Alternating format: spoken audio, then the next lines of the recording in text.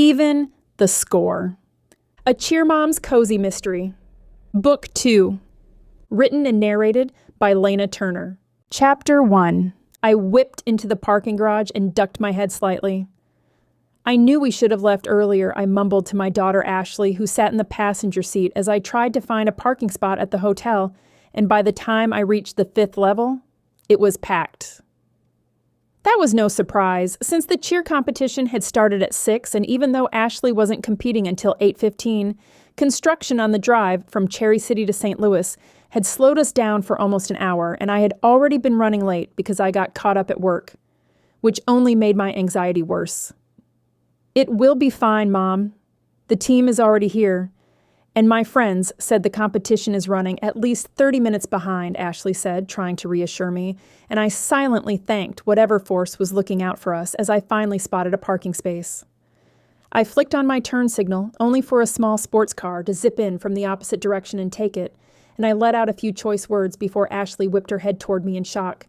"Mom!"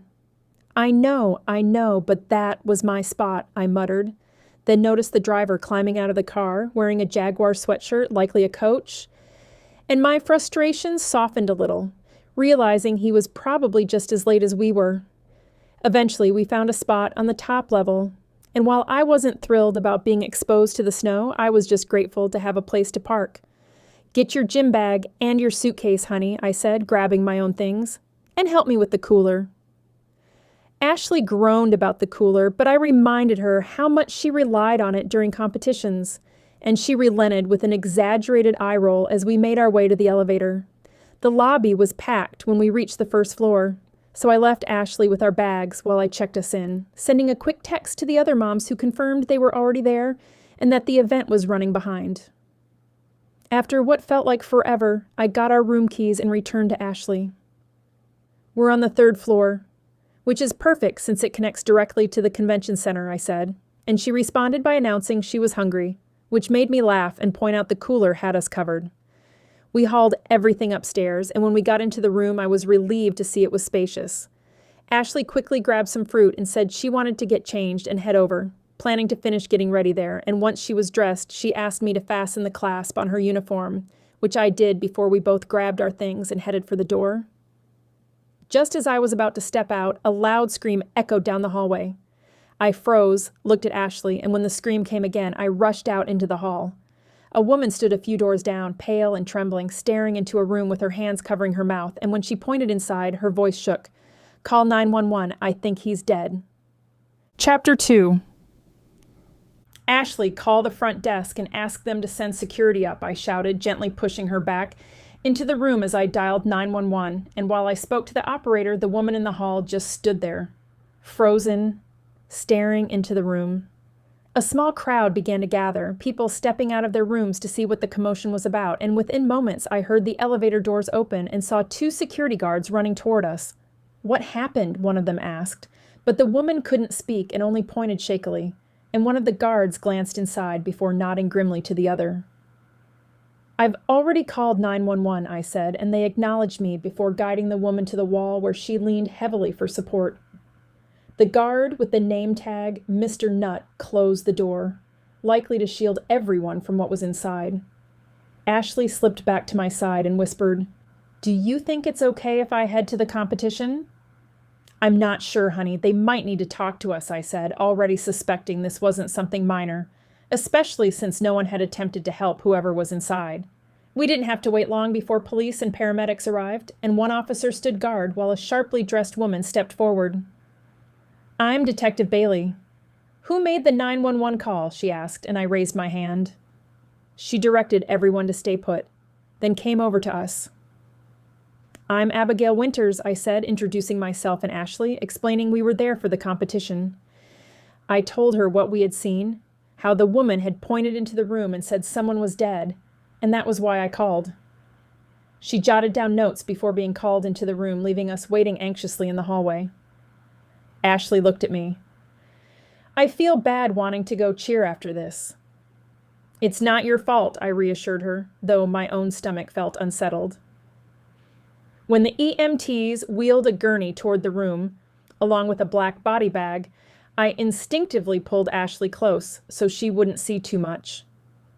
A few minutes later, Detective Bailey returned. I asked quietly if the person had survived, and she questioned how I knew it was a man, so I explained the woman had said he, which made her study me for a moment before asking for my contact information. Once she had it, she told us we were free to go for now. We made our way to the elevator, and I glanced back at the woman who had found the body, still shaken and pale before we left for the convention center. I tried to distract Ashley with light conversation, but as we entered the building, we heard shouting again, and we both exchanged a look of disbelief. "Maybe it's a full moon," I muttered, and Ashley nodded. As we got closer, I saw the Jaguars coach arguing loudly with a judge I recognized, and I whispered to Ashley, "Is that normal?" "No," she said. "You don't want to upset judges." We moved on, trying to focus on the competition, and when we reached the warm-up room, Ashley joined her team while I went to the other moms. "What took you so long?" Stephanie asked. "Traffic, and then there was a dead body a few doors down from our room," I said quietly, filling them in, and their shocked expressions told me I wasn't the only one rattled.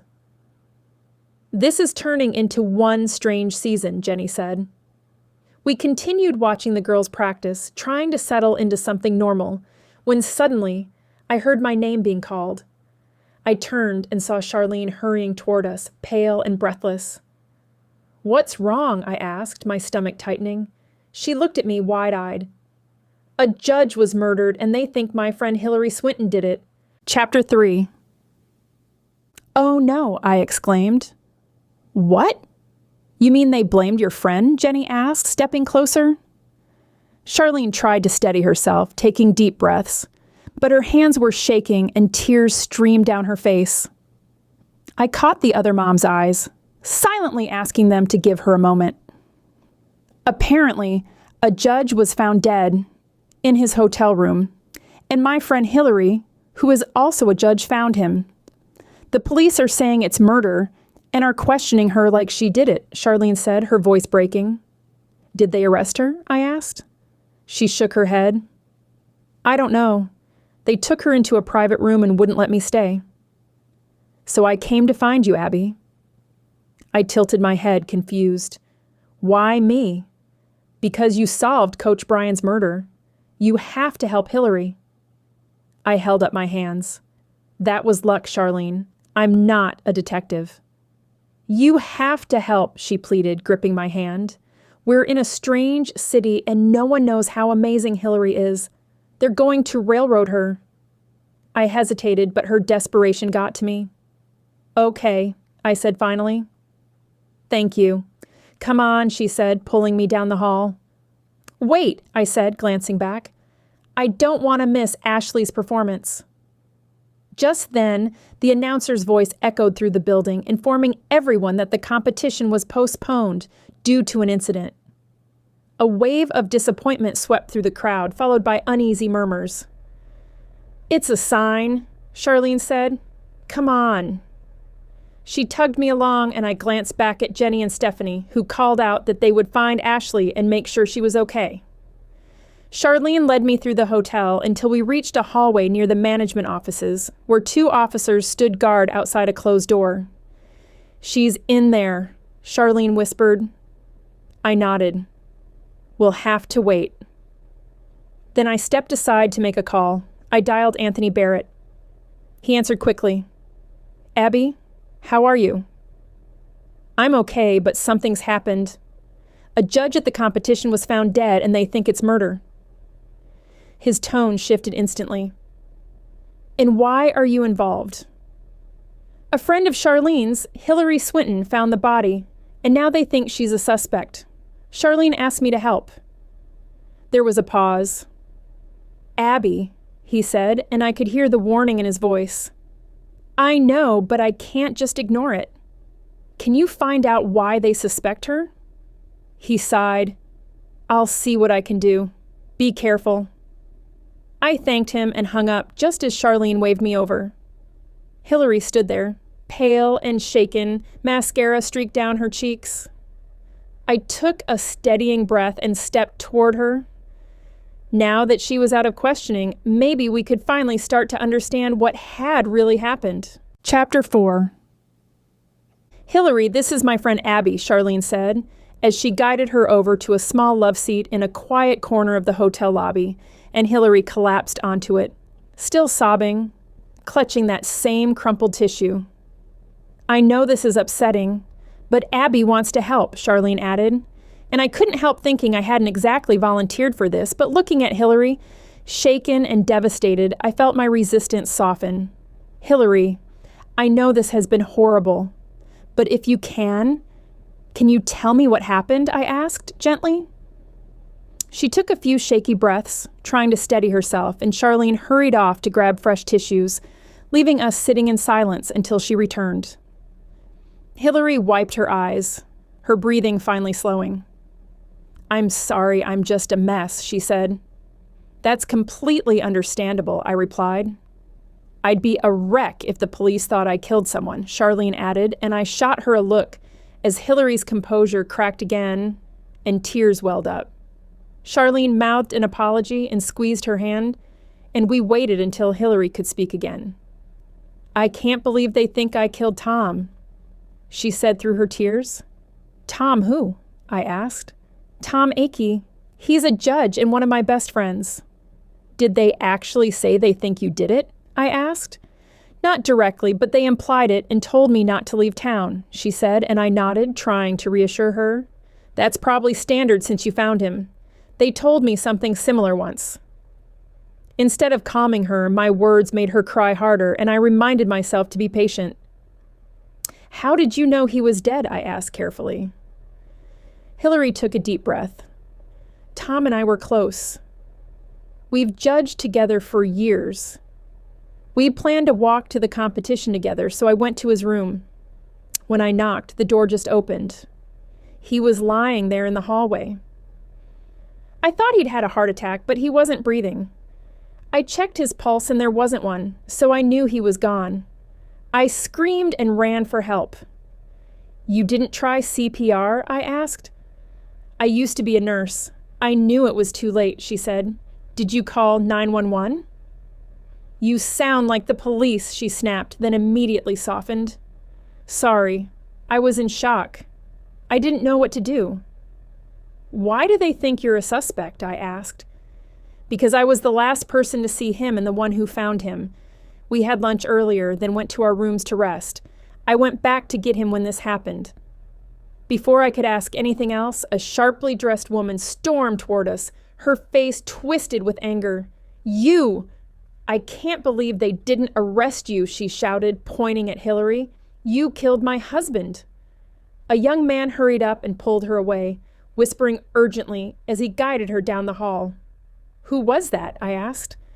"Tom's wife, Priscilla," Hillary said quietly. As I watched them leave, unease settled in my stomach. If Tom's own wife believed Hillary was responsible, there had to be a reason. And while Hillary's story made sense, something about it didn't sit quite right. Chapter 5. I used my key card to open the door to our hotel room and winced at the click it made, though I saw Ashley's sleeping form on one of the queen beds and she didn't stir. Her team hadn't been able to compete yesterday, but they had used the time to practice, and now they were going to have to compete twice today to make up for it. Cheer teams compete multiple times at every event, and while each routine is only a couple of minutes long, I couldn't even imagine the amount of energy it took or the adrenaline those girls felt every time they stepped onto the mat. I had slipped out earlier to grab coffee, letting Ashley sleep, and now I sat back on my bed with my laptop, glancing at the clock and deciding to give her a few more minutes before waking her. I opened a document and started listing everything I knew about the murder. The judge's name was Tom. His wife, Priscilla, clearly despised Hillary, and Hillary had insisted there was nothing inappropriate between her and Tom despite Priscilla's suspicions. It made sense that jealousy could be involved, but it also seemed like a leap to accuse someone of murder without reason. Still, grief could cloud judgment, and I knew that firsthand. Hillary had said Tom had no enemies, but that didn't line up with everything else I was hearing, so I added Priscilla to my list of possible suspects, wondering if her outburst had been an attempt to deflect suspicion. I stared at my notes, frustrated, because nothing stood out clearly. Motive was the key, and I still didn't have one. I considered texting Anthony, but stopped myself, deciding not to push. If he had anything, he would reach out. Just then, my phone buzzed with an unfamiliar number, and I stepped into the bathroom to answer it. "This is Abby," I said quietly. "This is Detective Bailey. Will you be available to talk this afternoon?" "Yes." "What's this about?" "Just a follow-up." I explained Ashley's schedule, and we agreed to meet at 11 at the hotel coffee shop. After the call, I went to wake Ashley, giving her a few more minutes before the inevitable morning struggle. Later, after Ashley's first performance, which was flawless, I celebrated briefly with the other moms before excusing myself to meet the detective. I grabbed a decaf coffee and waited, feeling my nerves build, and when Detective Bailey arrived, she motioned for me to follow her to a quiet office. We sat down, the door closing behind us with a heavy sound, and she looked directly at me. "What were you doing talking to Hillary?" she asked, and suddenly I had the uneasy feeling that I was no longer just observing this investigation, but becoming part of it. Chapter 6. I fidgeted a little, knowing the detective probably wouldn't love my real reason for talking to Hillary, so I kept it simple and said we had a mutual friend and left it at that. "So how has your daughter done so far in the competition?" Detective Bailey asked, catching me completely off guard, and I had the distinct feeling she was making small talk to throw me off. I told her Ashley's team had done well so far, though there were still rounds to go, and she nodded, as if that mattered to her, which I doubted. "I don't know much about competitive cheerleading. You just travel from one competition to another?" she continued, and I frowned, unsure where she was going with this. "Pretty much. But I doubt that's why you wanted to talk to me," I said, trying not to sound irritated. She smiled slightly. "Detective Barrett said you were sharp." That nearly knocked the breath out of me, and I realized instantly he must have spoken to her. "You talked to him?" I asked. "Yes. He mentioned you were helpful in a previous case," she said, tapping her coffee cup, her expression unreadable. I swallowed, realizing this was not a casual conversation. "He is helpful," I managed. "So you're the one who called 911?" she asked, even though she already knew. "Yes, just like I told you yesterday." "Did you know the victim?" "Victim?" I repeated, though I already suspected the answer. She paused deliberately. "Yes, we have ruled his death a homicide." "How?" I asked, maybe a little too quickly. She studied me for a moment before answering. "He was poisoned." My mind immediately jumped to Hillary being a nurse. "With what?" I asked. "We won't know until toxicology comes back," she said, then leaned forward slightly. "Now tell me, why are you so interested in these murders?" I blinked, caught off guard. "I'm not sure what you mean." "You helped solve one, and now you're connected to another," she said calmly. "Are you saying I'm a suspect?" "Should you be?" she countered. "No," I said firmly, "and Detective Barrett would tell you the same." "He did," she replied, and that deflated me instantly. "Then why say it?"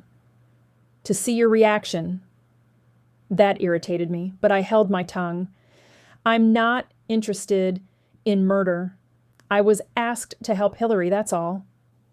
"I know who Hillary is," she snapped, "and I won't tolerate interference. Stay out of my investigation." I nodded. "Yes, ma'am." As I left the room and headed back toward the competition area, I quickly texted Anthony, asking him to call me. Now that I knew the judge had been poisoned, I couldn't stop thinking about it. How hard could it be to figure out what he had been poisoned with and who had done it? Chapter 7. I texted the other moms and Ashley to see where everyone was, and Jenny responded first, saying the girls were in one of the rooms eating pizza while she, Stephanie, and Diane were heading to the restaurant in the lobby.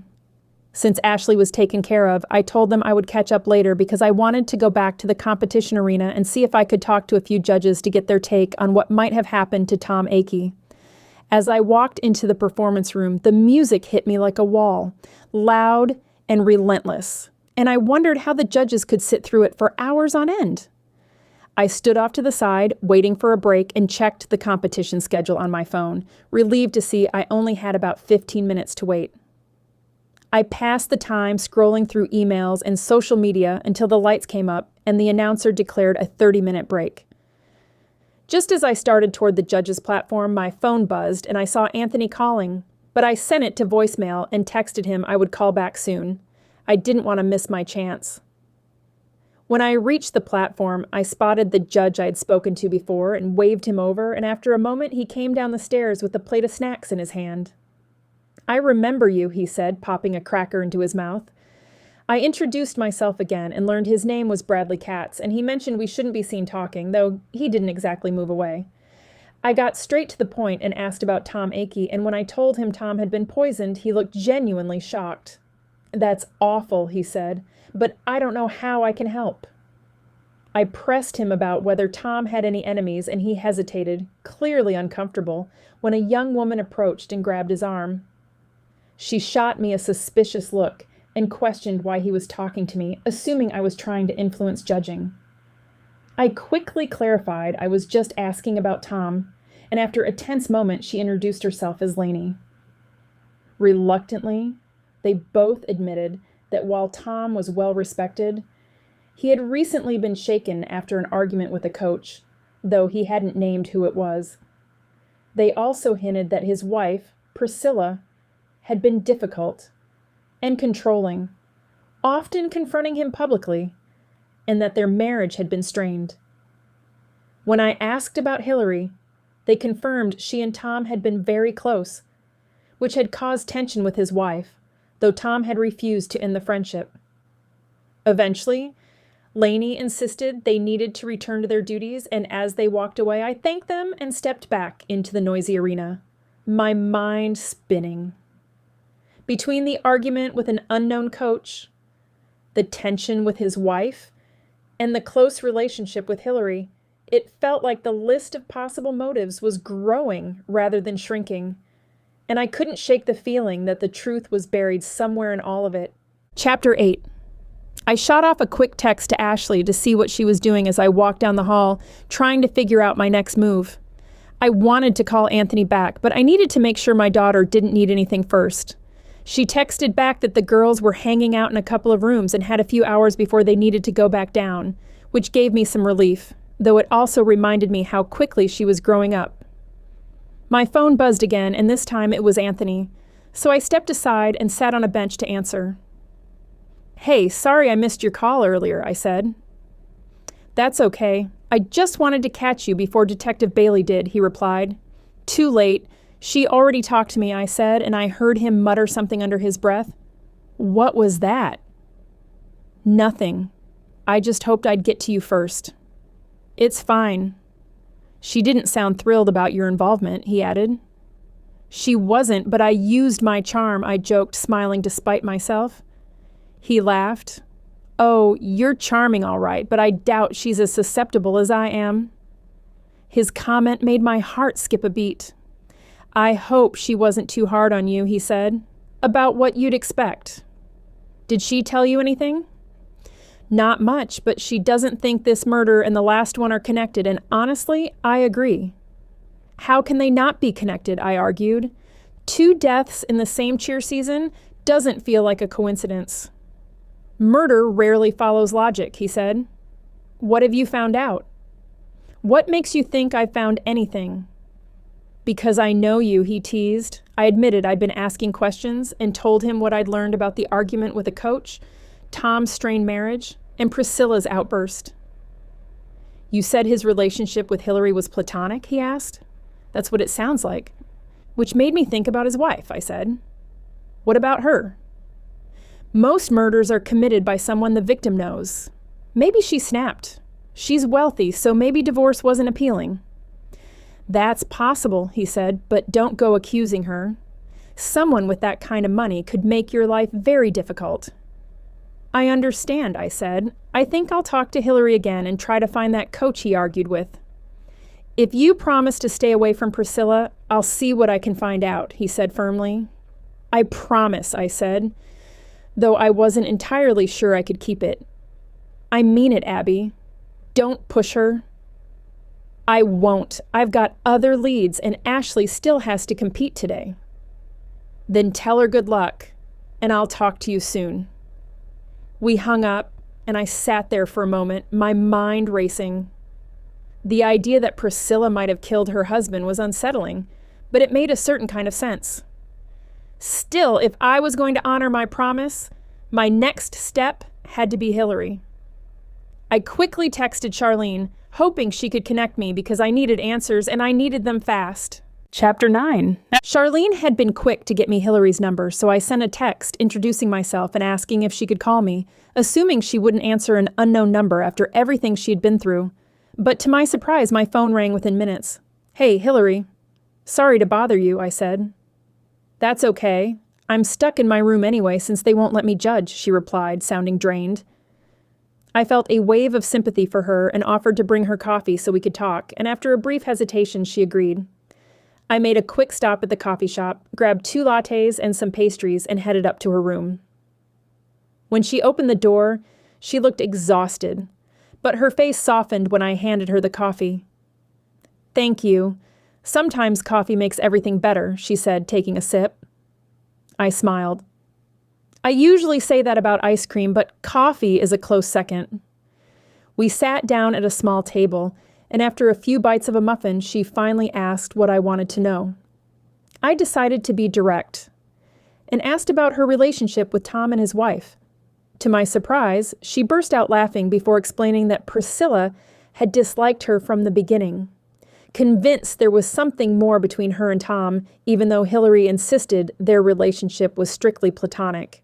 She described Priscilla as overly emotional and controlling and said Tom had always refused to give up their friendship, which had been the one constant source of conflict in his marriage.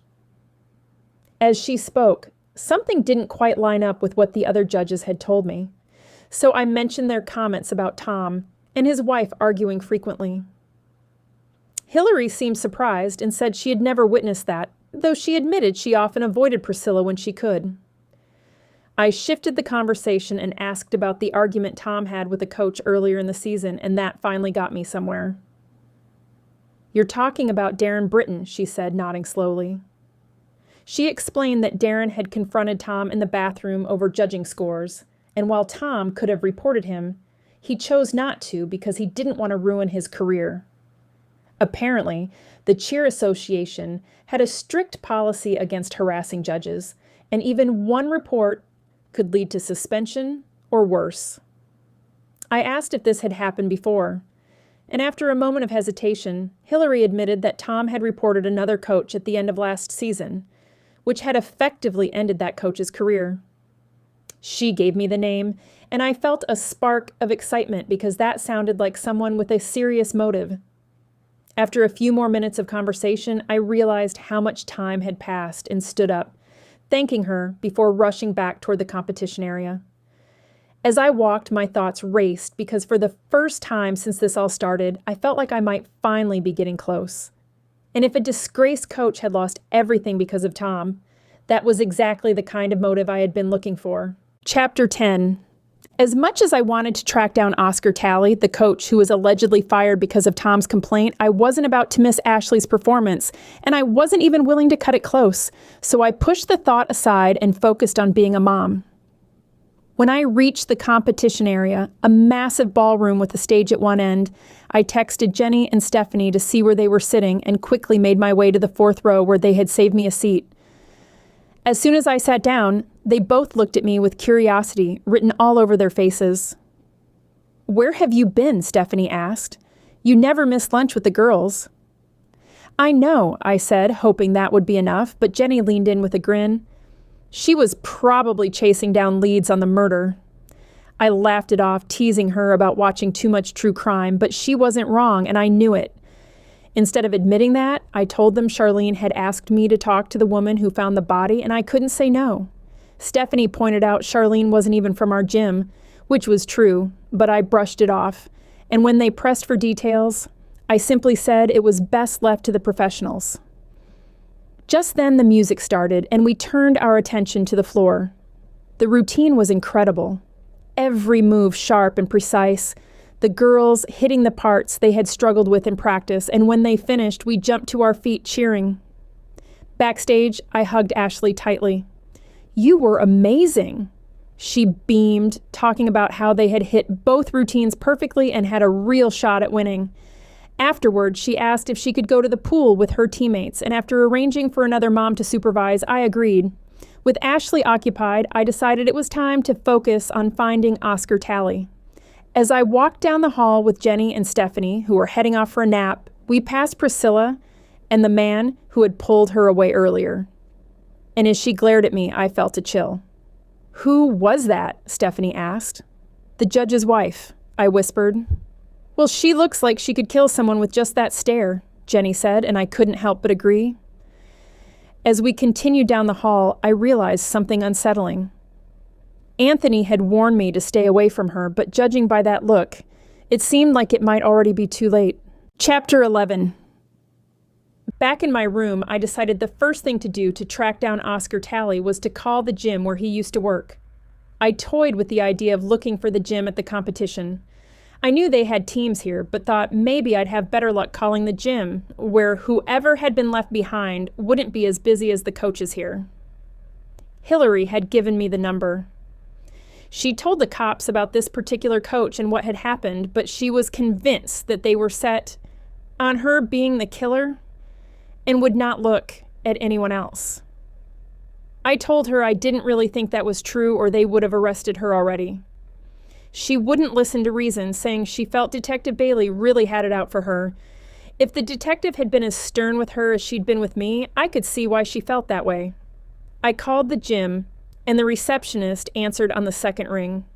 "Welcome to Tumble Bunnies. How can I help you?" a youthful voice said on the other end. "Hi there. I have a question about one of your coaches." "Okay." The voice on the other end sounded a little confused. "Do you have a coach by the name of Oscar Tally?"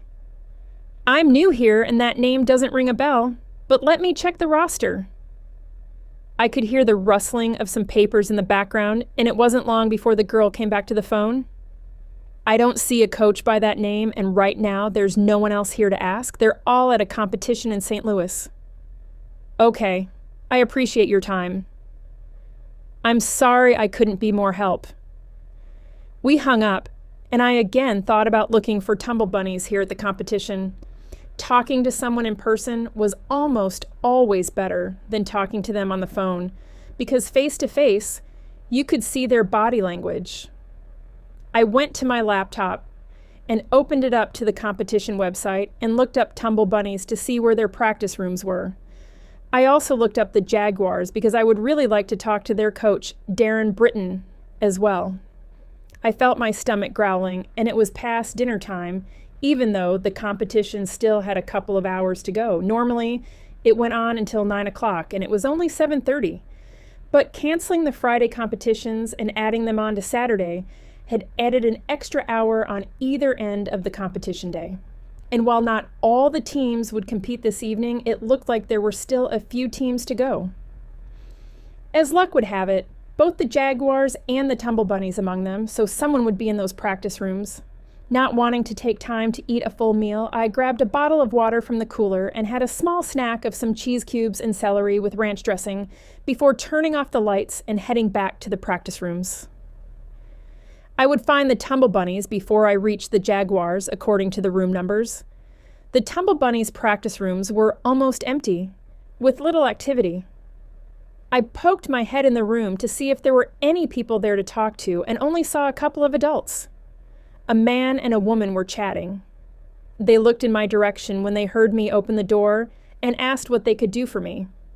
"Hi, I'm sorry to bother you, but do you know Oscar Tally?" The woman shook her head, but the man frowned at me. "Why are you asking?" he said, narrowing his eyes and glaring at me, making me feel a little uneasy. I didn't think that telling the truth would be to my best advantage, so I made up a little white lie. I wanted to talk to him about some private lessons. I hoped that sounded plausible enough. As the man continued to look at me suspiciously, I got the sense that anyone who asked about Oscar wasn't asking for the best reasons. He's no longer in the business, he snapped. This is just like one lesson a week. Are you sure I can't talk to him? Do you have a contact number for him? The man was an imposing figure, well over 6 feet tall. He walked a little closer to me with his hands on his hips, glaring. I'm sure. Now, you're not part of our gym, so I suggest you get out of our practice room. I held my hands up and backed away. Sure. Sorry to have interrupted. As I walked out, I could definitely sense there was more information to be had. I also knew those two weren't going to give it to me. My next stop was the Jaguars' practice room. Unlike the Tumble Bunnies, the Jaguars' practice room bustled with people. I had read on the schedule they still had 3 teams to perform, and it made sense by the number of girls and parents that were packed in the room. Music blared, and some of the girls were practicing. So I didn't want to interrupt them and decided my best bet was to ask one of the parents about Darren. I walked up to where 2 women stood watching and introduced myself. I was wondering if you guys could tell me what you think of Darren Britton as a coach, I said, hoping I wasn't being too forward, but knowing that when cheer moms liked the coach, they loved nothing more than to sing his accolades. When they didn't, they liked to do nothing more than complain. Surprisingly, neither one even asked me why before they started talking. I walked away with the knowledge that he was passionate about what he did, and tough, but also fair. I wondered just how passionate about his team he was. Would that cause him to have an altercation with Tom Akey if he felt his team was being judged unfairly? I mentally wrote my questions down on my list. Next up, I needed to call Charlene and see if she'd heard about the scandal at the Tumble Bunnies gym, and if she had any insight into Oscar. I now had 2 coaches who reportedly were trying to sway cheer judges, both of whom had motive to kill. Darren, who'd been seen arguing with Tom, and Oscar for creating a situation that Tom felt compelled to report at Laney's urging. What was it about Tom that drew this animosity? One altercation with a coach was one thing, but 2 started to show a pattern. But was their motive bigger than the ex-wives? I also couldn't forget that Hillary was a nurse and might have knowledge about how to poison someone, no matter how unlikely that seemed. Chapter 12. I sat on a bench out in the hall just outside the room where the girls were competing, contemplating my next move, when my phone buzzed. I pulled it out of my pocket, giddy when I saw Anthony's name. He was just the person I needed to talk to. Hey, twice in one day, how did I get so lucky? I said. You're not the lucky one. I am, he said, and I smiled at hearing his voice. I'm glad you called. I have some things I want to tell you. Me too. So do you want to go first or should I? He said. You go first. So I did some digging. And it seems Priscilla Akey didn't trust her husband because she hired a private investigator to follow him. Really? Not that I didn't believe him. It was just so hard to imagine being married to someone you trusted so little that you would hire a private eye to spy on them. I knew if I felt I had to go to such lengths, I just wouldn't want to be married to that person. I guess each to their own. Yep. On 3 separate occasions over the 5 years they have been married, she had him followed. How do you know this? I asked. He chuckled.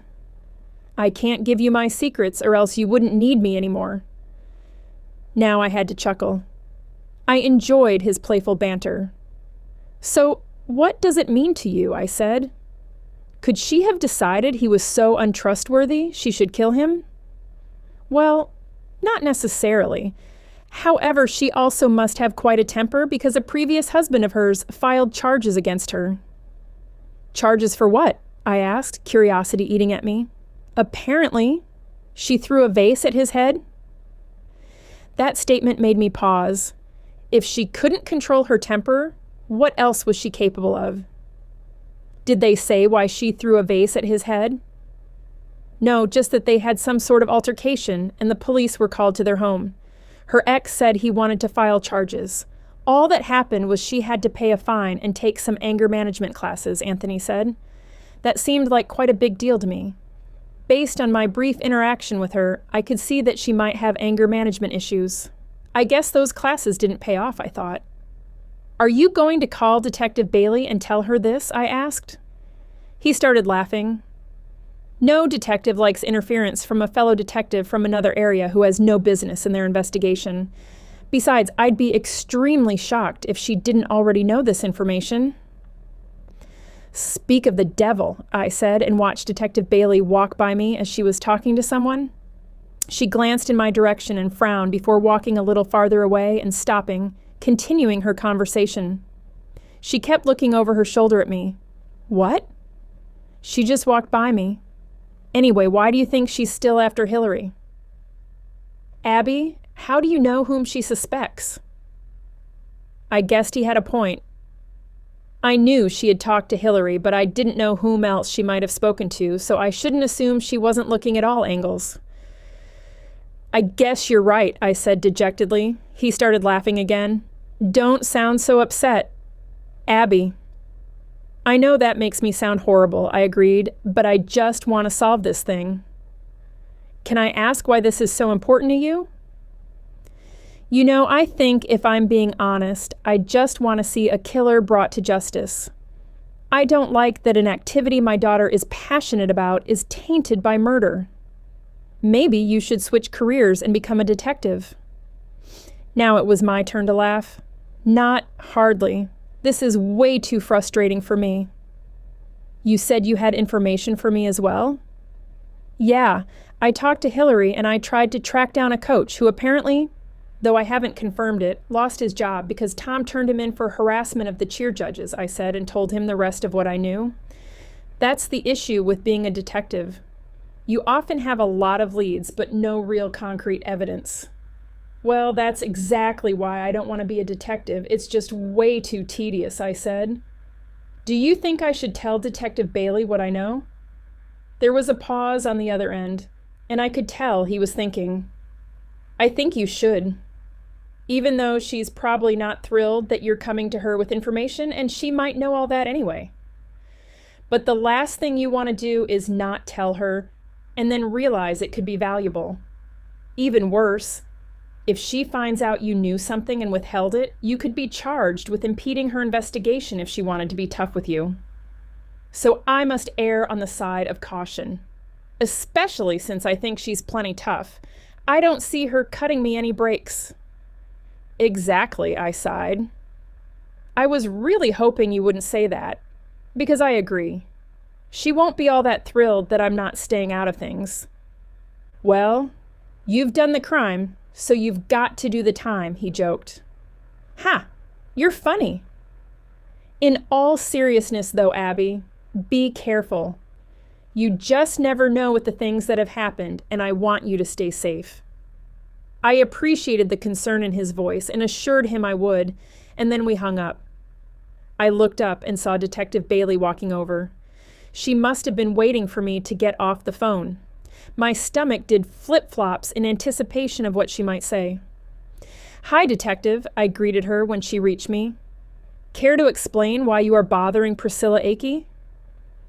Nothing like being direct. I didn't mean to bother her. Actually, I didn't bother her. I was just there when she went off on Hillary. Seems like you make a habit of being around when there's drama, she said forcefully. I wouldn't say that. It sounded lame, but I didn't think anything I said would be the right thing. Do me a favor and make yourself scarce. I don't need you turning up like a bad penny every time I turn around, she said, her eyes locked on mine. I gulped. Okay. I nodded, not knowing what else to say. I really should have told her all the stuff I just discussed with Anthony, but I was too afraid of her. I'd have to try and tell her later after I calmed down. She gave me one last hard look before walking away. I realized I needed to be very careful whom I talked to, or there was no doubt in my mind Detective Bailey would find me and I might be in for more than a lecture. I didn't think handcuffs were a good look for me. Chapter 13. Wake up, sleepyhead. I stood over Ashley, poking her lovingly with my hand that wasn't holding a coffee. I knew she could be a bear to wake up in the morning, so I tried to be gentle. 2 performances and then an evening of poolside fun, and she had to be exhausted. She hadn't come back until late, maybe about 9:30. then took a shower and went to another room to hang out with her friends. Even though she'd been asleep for at the most 5 hours, she was a teenager. What more did I need to say? "Mom, just 5 more minutes," she said, which was her normal response. I took a sip of coffee and smiled. Right, but only 5 more minutes. While I waited for her 5 minutes to be up, I paced the room. I had been so nervous to call Detective Bailey last night and spill what I knew, and it was all for nothing. I'd left her a message and she hadn't called me back.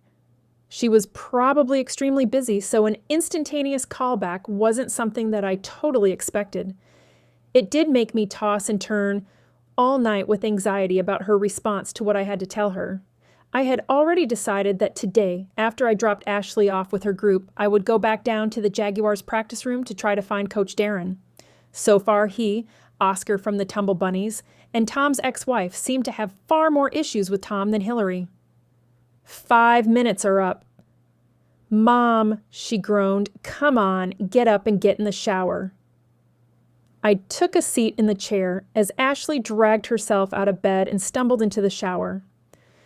Not wanting to fight the crowd that was sure to be in the lobby, I ordered room service for breakfast so she would have something of substance in her stomach besides the snacks I'd brought in the cooler.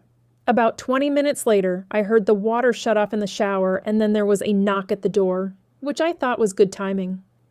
"Don't come out right away, Ashley," I called to the bathroom door. "I'm opening the door for room service." I wanted to warn her before she walked out in a towel while the room service attendant was in the room. I opened the door, expecting to see food. Instead, I saw Hillary, who looked distraught, much more like the first time I met her than yesterday. "What's wrong?" I asked. "Can I come in?" she said, but walked in without waiting for an answer. I thought for a second about what to do. I wasn't sure having a conversation with Ashley in the room, getting ready, was the best idea.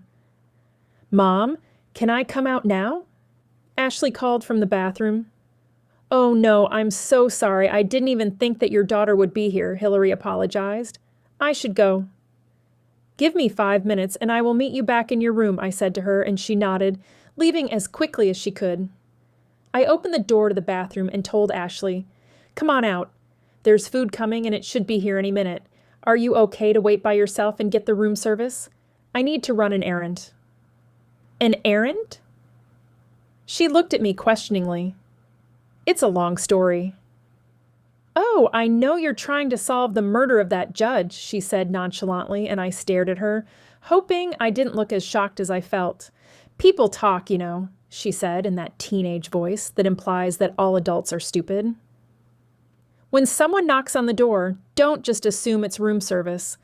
Look through the peephole first, and let them hand the order to you. Don't invite them into the room, I warned. "I can handle it, Mom," she said and rolled her eyes. "You watch that attitude, little miss," I said, giving her a hard time, knowing that she might play at being sassy, but she really was a good kid at heart. "Will you be back before I have to head down?" she asked. "I hope to be, but if not, go ahead without me if that's okay." "That's fine. The girls and I want to go by ourselves anyway. We want to get there a little early and talk to the team from Chicago, the Twisters." "The one that's co-ed?" I asked. She had the grace to blush. "Maybe." "Okay, good luck, and don't forget to look through the peephole before opening the door." She turned and went back to the bathroom as I grabbed my purse and my coffee cup, then headed to the 4th floor in Hillary's room. It was a little longer than 5 minutes, but I was soon knocking on her door. She flung it open and held it for me to come in. "Are you okay?" was the first thing out of my mouth as I took in her wild appearance. She looked haggard with bags under her eyes that were red from crying, hair disheveled. "Yes. No. I don't know." "What's wrong?" I took a seat on the chair, hoping she would stop her frenetic pacing, but it didn't seem to help.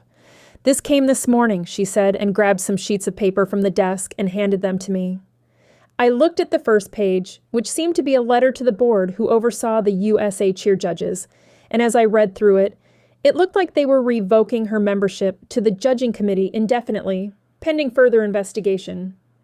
It didn't completely surprise me that they wouldn't want her judging other competitions until they knew exactly what had happened, but I didn't want to say that. At least not in that way.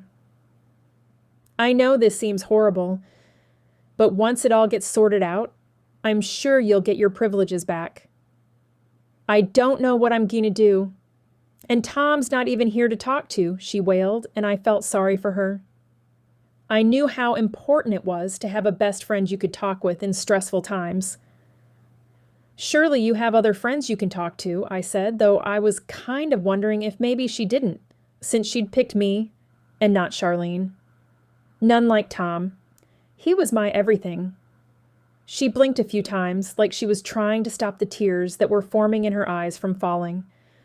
I must have looked at her as strangely as I felt, and she sighed. Everything in a best friend. You know, the person who knows you like the back of your hand knows you better than you know yourself, she said, a little sharpness to her voice. I just nodded, not wanting to upset her further. I don't really know how these things work, but is there a way you could appeal this? She sat down on the edge of the bed, put her head in her hands for a moment, then looked at me. I don't know. I guess I'll have to figure that out.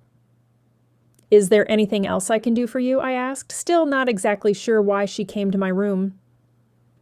Yeah. I'm sorry to have barged in this morning. I was just so upset about the letter. I wanted to see if you'd found out anything else about who might have killed Tom. Not yet, I said, thinking it was not the best idea to share the little I'd found out with her, considering that would really tick Detective Bailey off.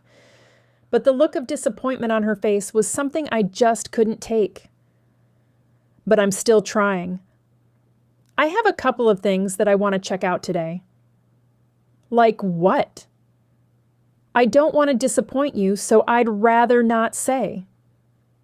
It's my innocence I'm trying to prove, she snapped. I'm sorry.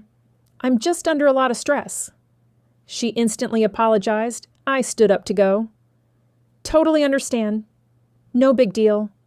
I promise if I find out anything that would be useful to you, I'll let you know right away. I let myself out and walked down the hall, then pressed the down button on the elevator.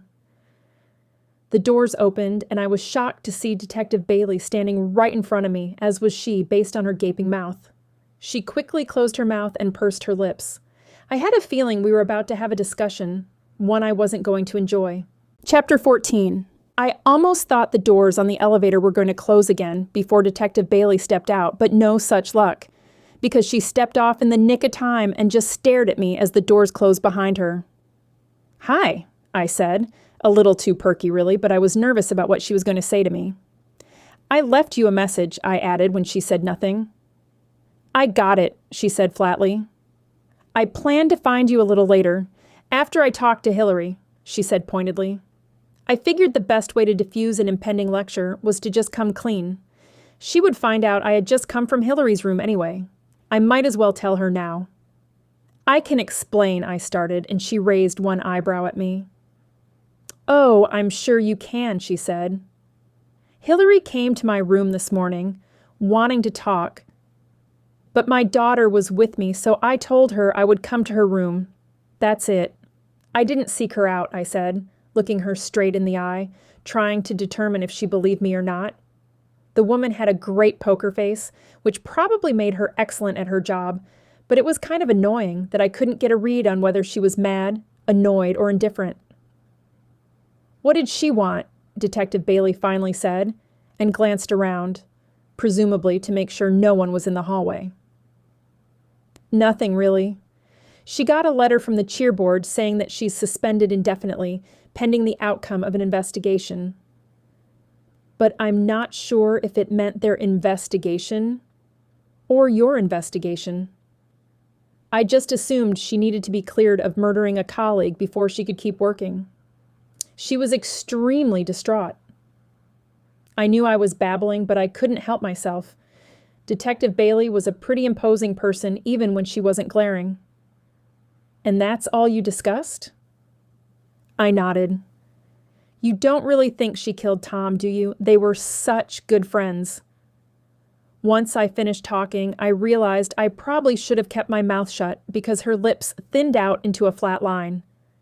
She was visibly annoyed. "What did I tell you about staying out of the investigation?" she said sternly.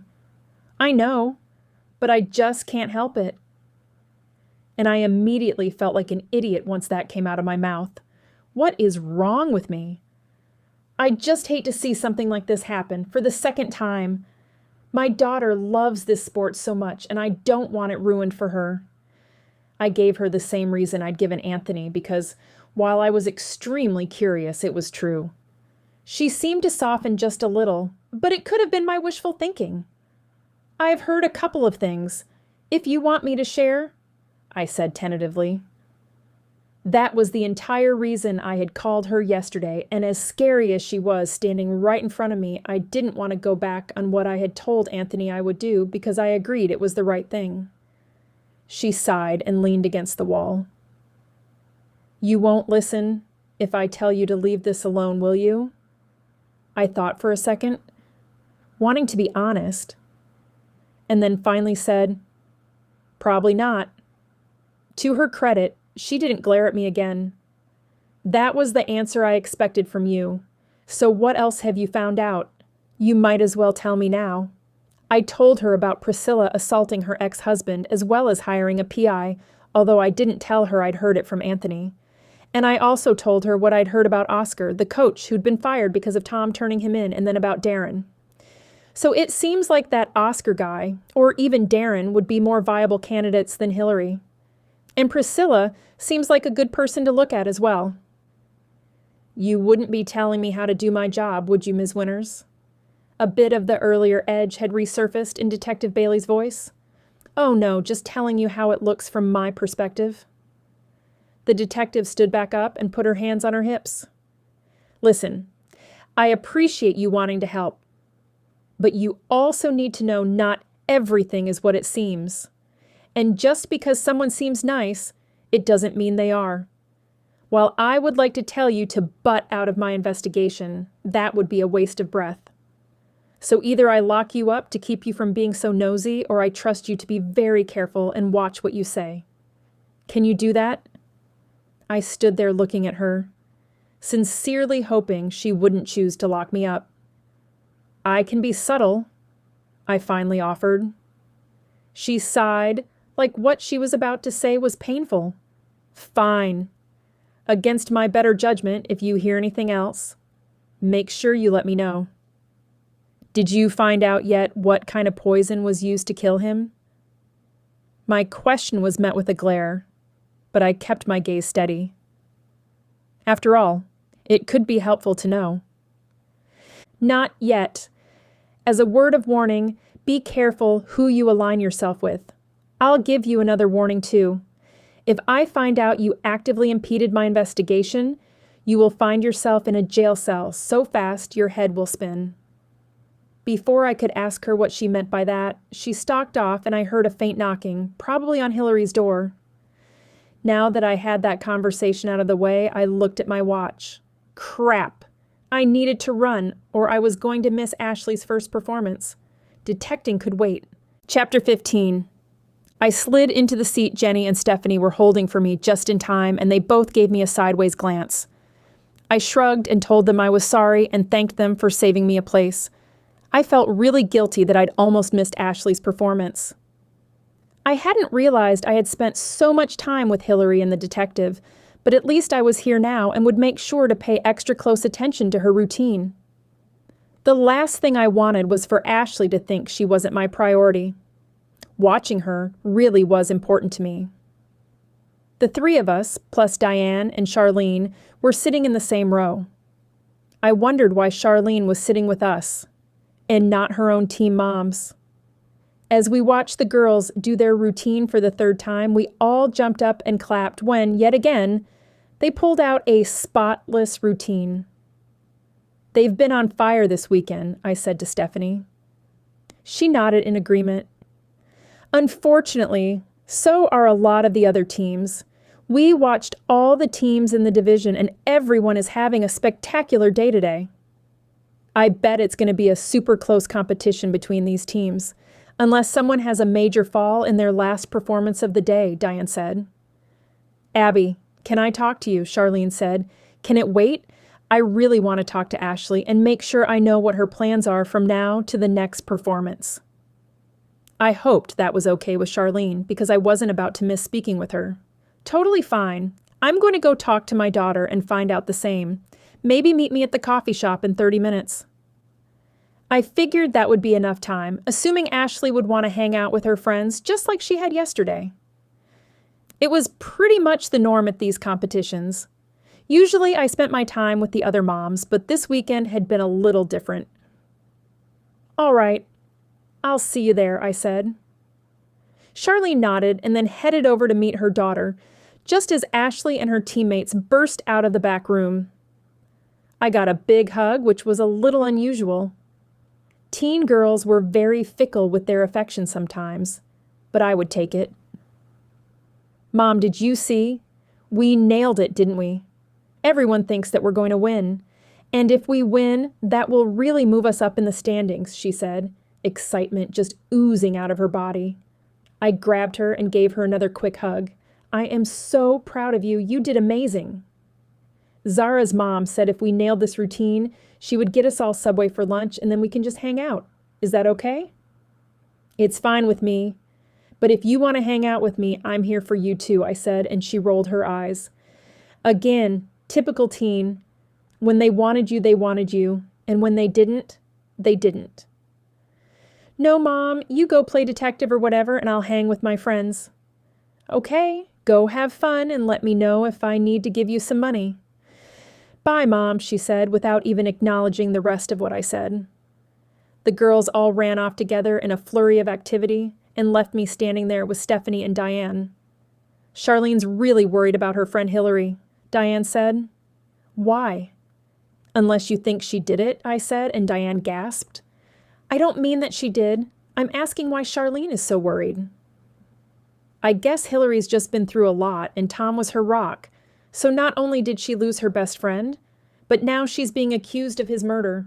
Charlene wasn't too forthcoming with all the details, and I didn't really pry, but it just sounded like she's had it rough.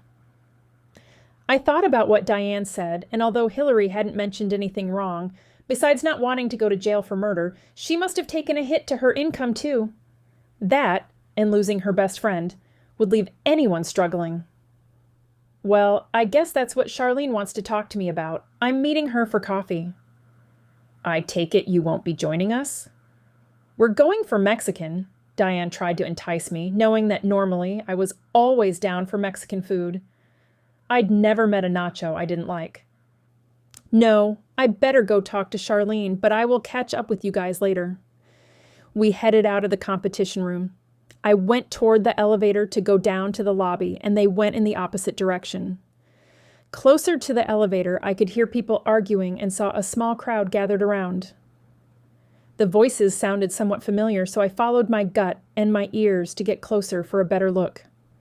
I pushed my way gently through the small crowd and saw it was Darren, the coach from the Jaguars, and Lainey, the judge I'd met yesterday, the one who'd told me Oscar had yelled at her and Tom, and she'd had Tom turn him in. And they must have noticed they were drawing a crowd because just as I got close, they abruptly stopped talking and went their separate ways. What was that all about? I asked a bystander. What is it always about? Scoring. But I didn't think anyone saw the scores until the competition was over. I knew that was one big frustration on the part of Ashley and her teammates. They didn't know what the judges were looking at, looking for, or where they could improve from performance to performance because none of the scores came until after all the performances were done. Well, I guess somehow he got a hold of their scores from yesterday and he wasn't happy. As the crowd dispersed, I considered how Darren had seen the scores. Did he have to worry about Lainey now? If she turned him in, he might suffer the same fate as Oscar. Chapter 16. I was a little late to meet Charlene, since I'd been waylaid by the argument between Darren and Lainey, and I just couldn't get it out of my mind. If Tom had previously turned in a coach for inappropriate behavior, why did Darren seem so confident he wouldn't suffer the same fate, especially since the argument had been so public? I got you a vanilla latte, but don't feel you have to drink it if that's not your thing, Charlene said as I reached the small cafe table and sat down. No, this is fine.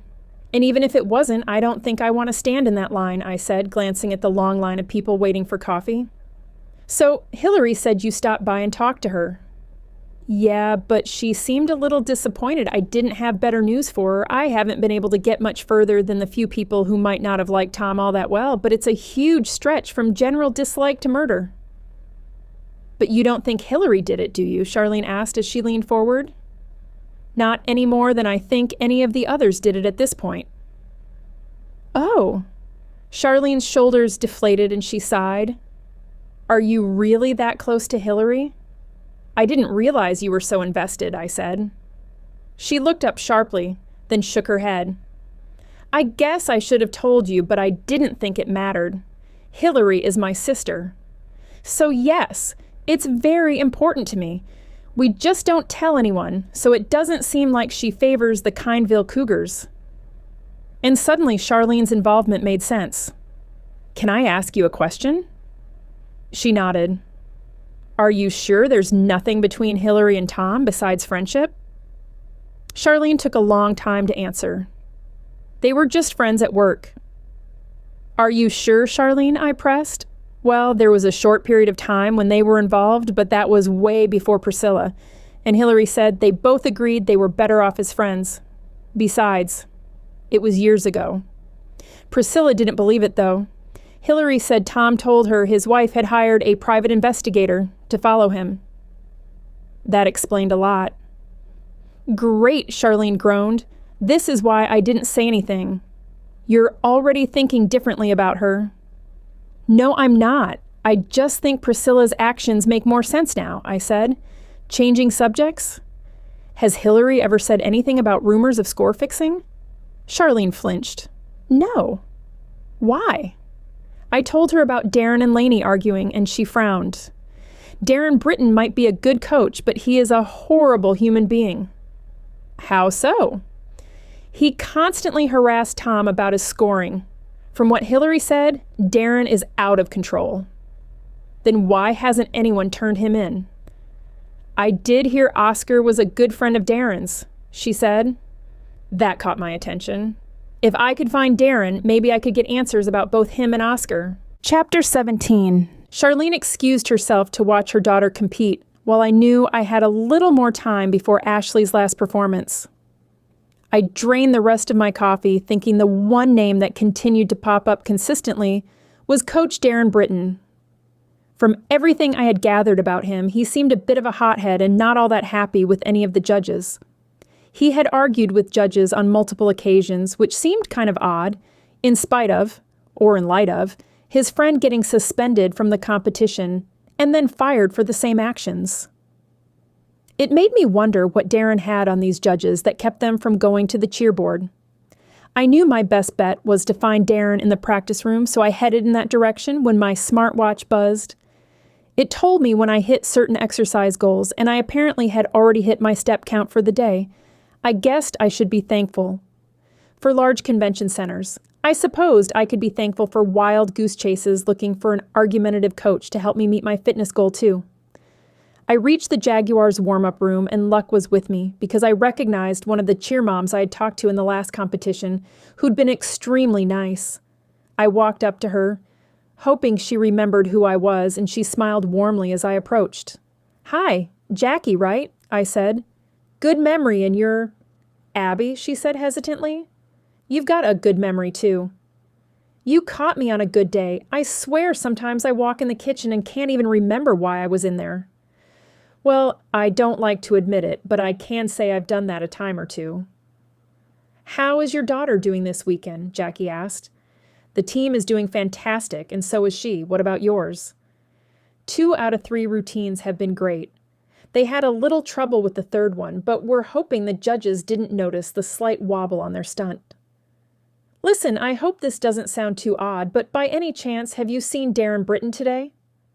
I wasn't sure what kind of reaction I was expecting, since there would be no good reason for me to talk to a rival coach, so when she frowned, I wasn't surprised. Why? Oh, I swear I'm not trying to poach him for the aces of Cherry City. I just wanted to talk to him. About? Of course, this wasn't going to be easy, but I couldn't fault her for wanting to know why. I would probably ask the same in her shoes. I heard him arguing with a judge about score fixing, and I just never thought about that happening. I wanted to ask him why he felt the judge had fixed the scores, I said, hoping it was a plausible enough excuse. I wasn't sure telling her I was investigating Tom Akey's murder and thought Darren might have done. It would get me very far. She rolled her eyes. That darn Darren, he's going to get himself banned and then fired. It's going to hurt the gym and the girls. Is he that good your team would suffer if he was booted? He's excellent, but he's a hothead. If you ask me, he's a bit of a conspiracy theorist.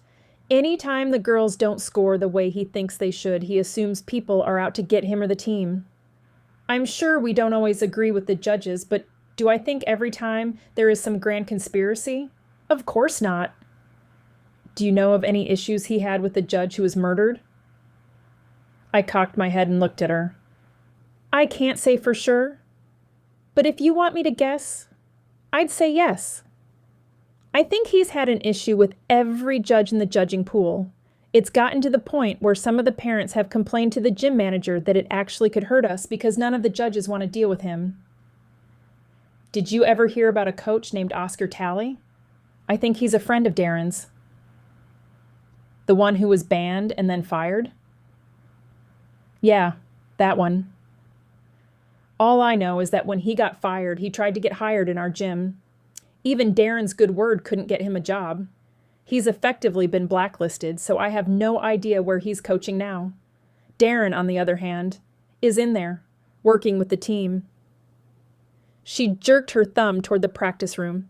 Yelling at a judge was a pretty serious offense, and I found it even stranger that Darren yelled at judges all the time, and yet hadn't suffered the same fate as his friend Oscar. Thanks for all your help, and good luck to your daughter, I said as I started to walk away. Hey, Abby. Yeah, I said, half turning to face her again. Be careful. He really is a jerk. He's not someone you want to cross. Chapter 18. When I walked in, Darren was busy working with a cheerleader. She was going over a part of a dance routine, and he studied her, giving her critiques. The last thing I wanted to do was interrupt him, but luckily, as I stood there watching, the girl went through the 8 count a couple more times before he deemed it good enough. She ran out of the room, presumably to join the rest of her team prepping in the bathroom.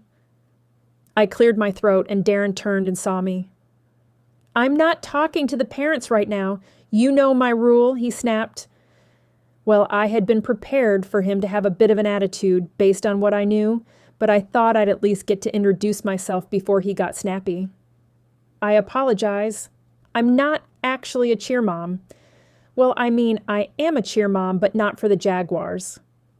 Well, I don't work with any kids that aren't Jaguars, so you can turn around and go back to where you came from, he said, and shooed me toward the door. I was normally an even-keeled person. I understood we were at a competition and that he was busy, although right at this moment, we were the only 2 people in the practice room, but he was rubbing me the wrong way. There was no reason for his instant animosity, but I knew remaining calm and not feeding into his anger would be in my best interest.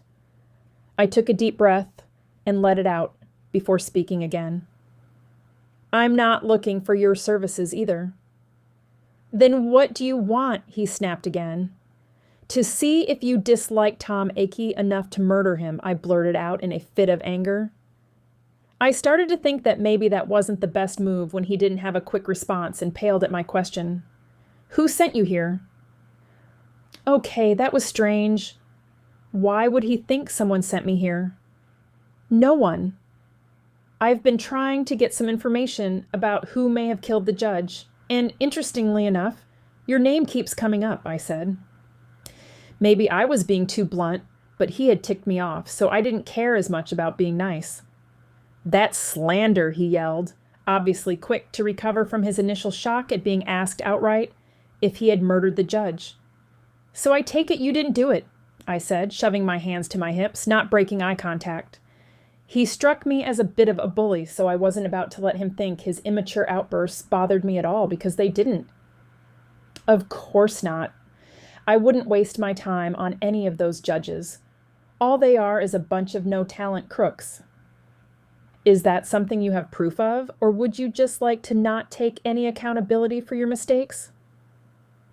His eyes narrowed, and he took a couple of steps toward me. I might have felt threatened if it wasn't for the fact that I had a couple of inches and a good 20 pounds on him. He was a slight man, but what he lacked in size, he clearly made up for in fierce attitude. My team works hard, and there is no way I'm letting a bunch of corrupt judges take away points my girls deserve, he said slowly and coldly. And yes, I have an alibi. I wasn't in the hotel when he was murdered. Fair enough. But aren't you worried that constantly arguing with the judges will get you banned, just like your friend Oscar? He stared at me like he was trying to piece together a puzzle and said nothing for a moment, until he finally broke the silence. Who are you again? I'm just a concerned cheer mom. Well, Oscar didn't know what I know. And none of them would dare turn me in for harassment because what I have on them is much worse. If you have something bad on them, why not just go to the cheer board? I'm not going to tell the cheer board, so why would I tell you? It's my leverage. Does Hillary know? He just stared at me, not giving anything away, but the fact that he was neither confirming nor denying spoke volumes. Something shady was going on in the judges' ranks, and that something may have gotten Tom killed. Darren seemed to have something to blackmail the judges with, and that was not a motive to kill Tom. So if he didn't do it, who did? Chapter 19. I grabbed another coffee and a pastry to take back to my room to help me gather my thoughts. Luckily, the line wasn't nearly as long as when I'd been here with Charlene, though they must have taken pastries out of the oven recently, because the delicious aroma of bread had me drooling. I made my way back to the room, setting my stuff down on the desk and kicking off my shoes before I took a seat. Before I got comfortable, I fired off a quick text to Ashley. She answered that she was having fun with her friends, as I'd expected. This was typical for her, to be with her friends while I was somewhere else at normal competitions. Except usually I was with the other moms, so this time, I was feeling disconnected. I dug my cranberry bar out of the bag and took a bite, hoping the sugar would provide fuel for my brain and help me try to figure this out. I sipped my coffee and thought, then grabbed my phone to call Anthony, thinking maybe if I had him to talk through some of the stuff, an epiphany might come to me. Then I would know exactly who killed Tom Akey. "Hey, how's the competition?" he said when he answered. "It's good. The girls are doing such a good job." "Are you super busy right now? Do you have a few minutes?" I asked. "Sure, I have time. You caught me at a good point in the day." "Are you working?" I said, thinking it was Sunday, and he rarely worked Sundays. "Yes, but not real work. Just getting stuff done around the house that I've been neglecting." "I know how that is. Feel free to go to my house and vacuum when you get done with yours." He chuckled. "I'd be more than happy to help you vacuum, Abby," he said, and I felt warmth from his comment spreading through my body, but I shook it off because my point of calling him wasn't flirting. I'm really frustrated because there is no clear path to who might have killed that judge. This time, he more than chuckled. He laughed out loud. "Abby, if solving crimes were easy, there wouldn't be so many cold cases," he said, referencing one of my favorite shows, The Cold Case Files. I sighed. "I know, but I was just so convinced it was this coach, so I finally talked to him, and he's a jerk, I'll give you that. But I don't think he killed anyone. I mean, I wish someone could lock him up just for being a bully, but I don't think that's how it works," I joked. "No, and if that was how it worked, our jails would be even more overcrowded. What makes you think he didn't do it?" I want to say my gut. I know you say there should be other evidence to back that up, and I'm not sure I have it, but I will say he isn't afraid to make waves. It seems to me that if he had just murdered someone, he wouldn't still be publicly arguing with a judge. I mean, I know criminals can be stupid, but that's stupid. No, you're right. Criminals make a lot of stupid mistakes, but that's a pretty obvious one. What about the woman who found him? Are you still convinced it wasn't her?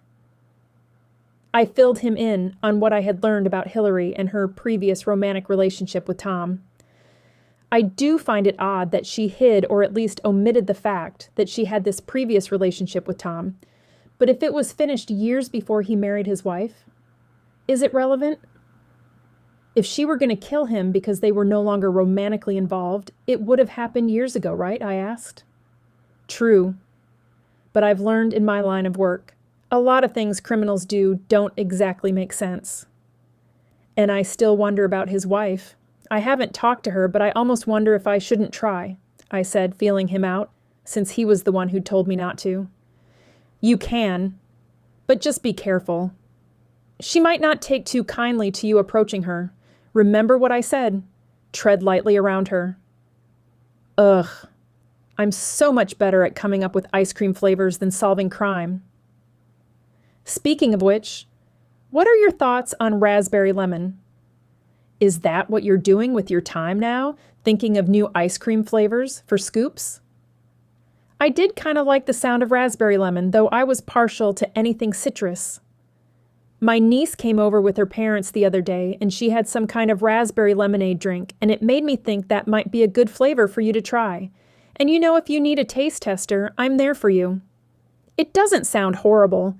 Since you came up with the idea, I think you should be in on the taste testing for sure. I'll make a few batches and we can decide on which one we like best. That sounds good to me. You know I'll take any chance I can get to stop by Scoops for some ice cream. I can't wait to brainstorm more flavor ideas with you, but I need to run. I think I want to try to talk to Hillary one more time and see if I can find Tom's wife before Ashley competes tonight, because then they hand out awards and we leave. Speaking of which, I had paid extra for an extremely late checkout, but I needed to take our stuff to the car before I did anything else. I hadn't realized how late it had become. Right, well, stay safe and call me if you find anything else. Will do. Thanks for your help, Anthony. I shot off a text to Hillary to see if we could chat.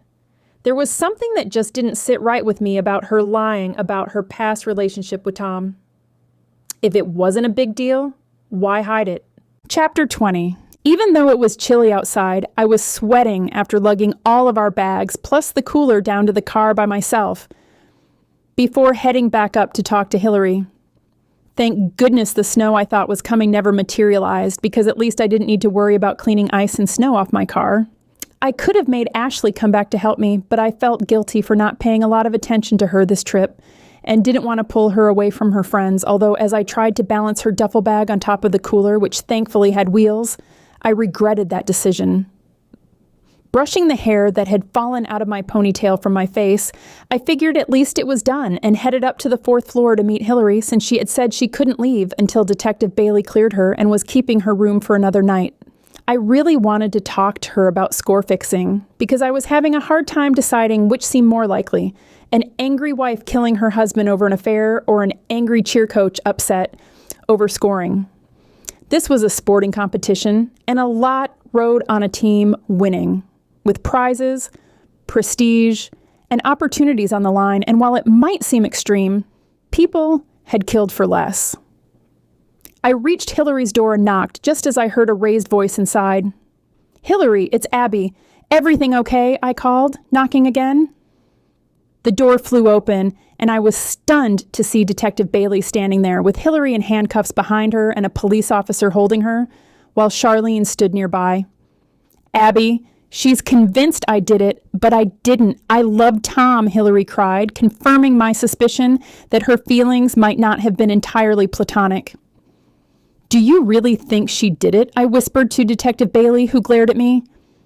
"Do you think I would arrest her if I didn't?" she said.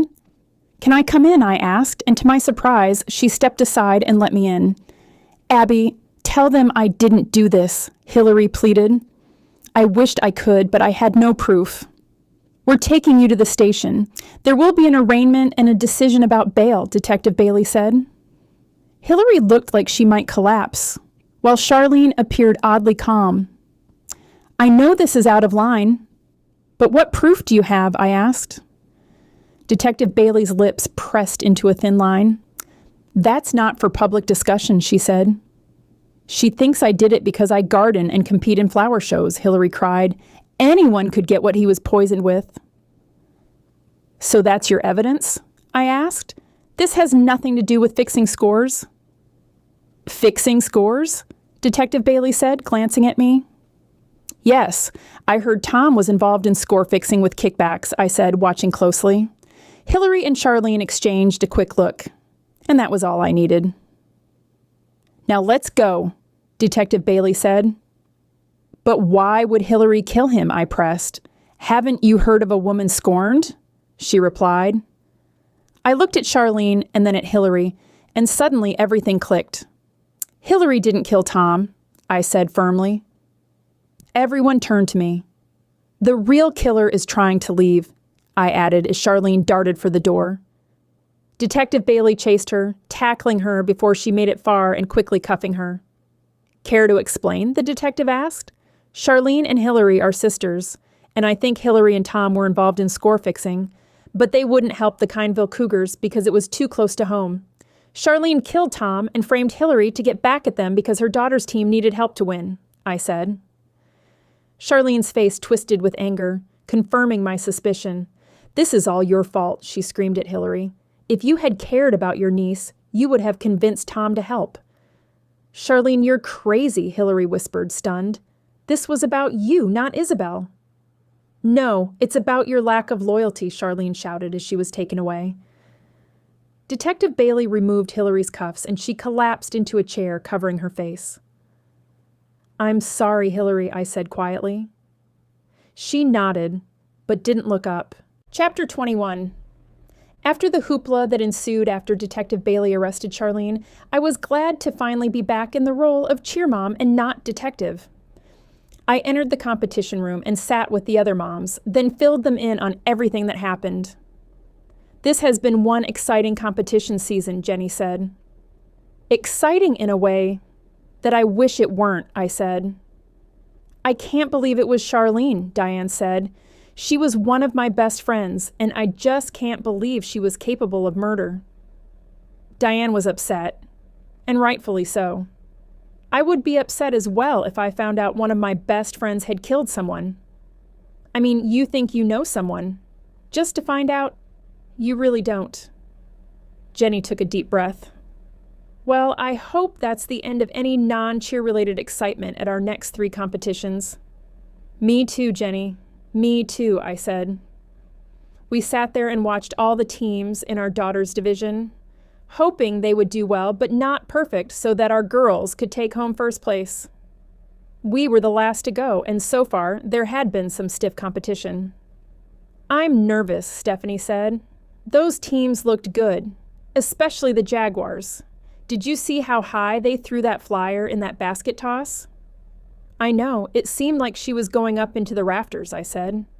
And our last team of the day, the Cherry City Aces, the announcer called out, and our girls came out to the floor screaming and got into their formation.